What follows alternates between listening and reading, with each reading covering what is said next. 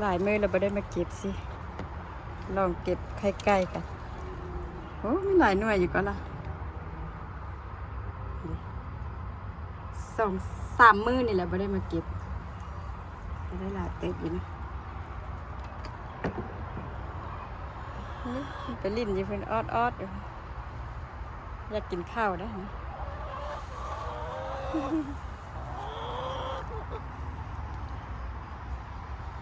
พอดีเฮ็ดป้าให้ใกล้ลิ้นเลย